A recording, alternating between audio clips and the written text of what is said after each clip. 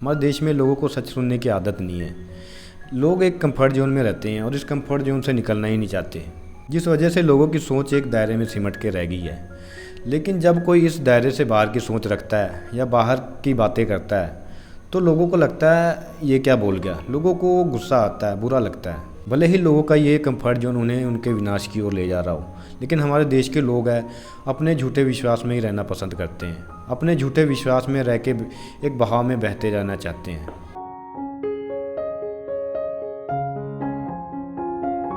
आज मैं बात करने जा रहा हूं हमारे देश की महिलाओं के बारे में।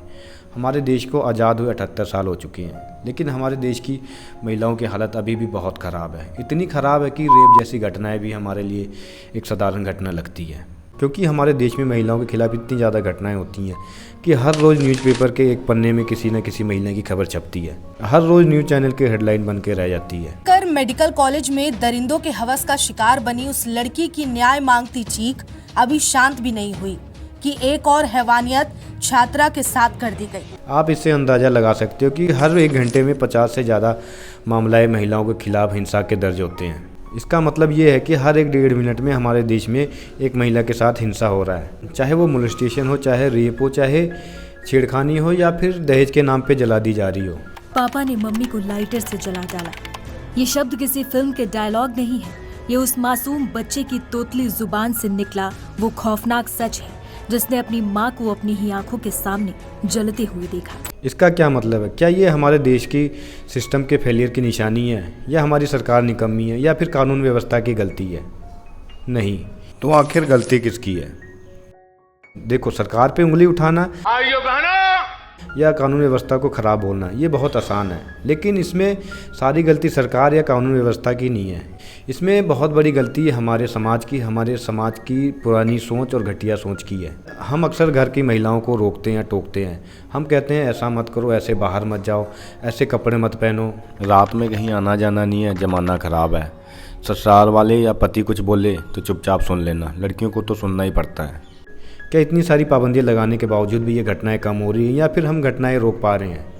इससे पता चलता है कोविड के बाद और तेज़ी से ये क्राइम्स बढ़े हैं। लोग कहते हैं रात में लड़कियों को नहीं निकलना चाहिए, ज़माना ख़राब है। जब लड़कियां स्कूल या कॉलेज जाती हैं तो वो कौन सी सेफ हैं? दिन दहाड़े इनके साथ छेड़खानी होती है, रास्तों पे तंग किया जाता है। जब किसी लड़की के साथ गलत होता है तो कहा जाता है इसने छोटे कपड़े पहने होंगे इसीलिए इसके साथ ऐसा हुआ। लेकिन जब 3 साल के बच्चे के साथ होता है तो उसने कौन से कपड़े पहने होंगे, उसका कौन सा शरीर का अंग दिख रहा होगा?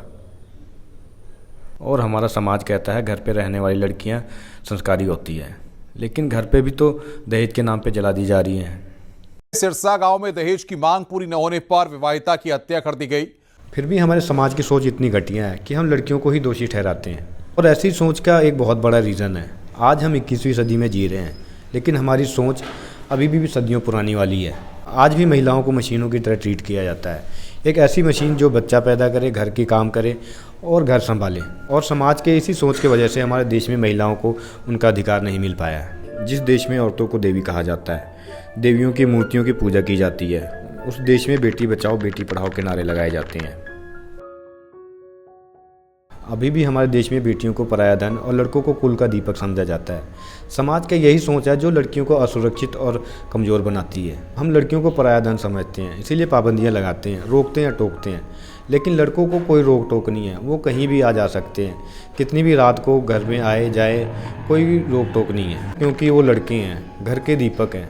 मैं ये नहीं कह रहा कि लड़कों के ऊपर भी पाबंदियां लगा देनी चाहिए, मैं बस इतना कहना चाहता हूँ कि हम उन्हें रोकते टोकते हैं जिनके ऊपर हिंसा होता है, जिनके ऊपर अत्याचार होता है। हम उन्हें नहीं समझाते जिनके वजह से महिलाएं असुरक्षित महसूस करती हैं। मान लो कोई बंदा कार लेके फुटपाथ पे चल रहे पैदल लोगों को कुचल देता है, उनको घायल कर देता है, तो क्या हम पैदल चलने वालों को बोलेंगे तुम्हारी गलती है, तुम्हें देख के चलना चाहिए, तुम्हें तो फुटपाथ पे चलना ही नहीं चाहिए? या फिर हम कार वाले को गलत बोलेंगे? सीधी सी बात है, हम कार वाले को गलत बोलेंगे। तो फिर हम क्यों महिलाओं को हर बार हमेशा गलत बोलते हैं, उनको दोषी ठहराते हैं? हम उन्हें नहीं समझाते जिनके वजह से ये चीज़ होते हैं, ये अत्याचार होते हैं, जिनकी वजह से महिलाएं सेफ नहीं हैं आज भी। हम क्यों नहीं समझाते अपने लड़कों को कि जिस तरह अपनी माँ अपनी बहन की इज्जत करता है वो औरों को भी करे।